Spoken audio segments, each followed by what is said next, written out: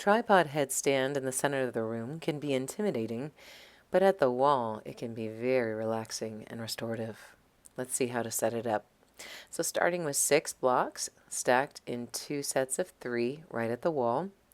Ensure all blocks are nice and even and have a little space in between where your head will go.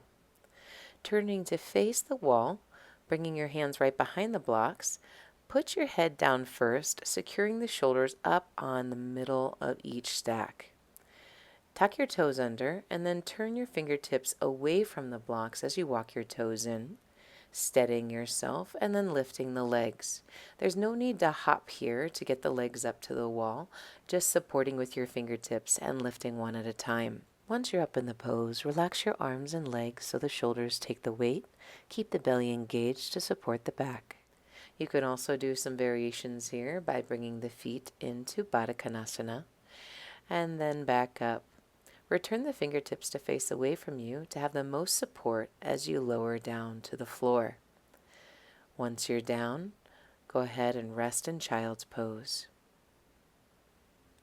And now, if you have a longer neck, meaning that the distance from your head to your shoulder is longer, you might have felt your head on the floor, which doesn't feel comfortable. So we'll add an additional block to the stacks as well as another block in front of the stack to bring the floor up a little higher so that the hands can feel secure. Turning around, placing the head through, broadening the collarbones to see those shoulders wide and on the center of the stack. Turning the fingertips around on those steadying blocks, and then lifting one leg and then the other to the wall. So if you have that longer neck, now the head will be dangling off the floor, and you can relax a little bit more into allowing the shoulders to take the weight. Turning the fingertips around to slowly lower down, and then resting in child's pose afterwards. Great work.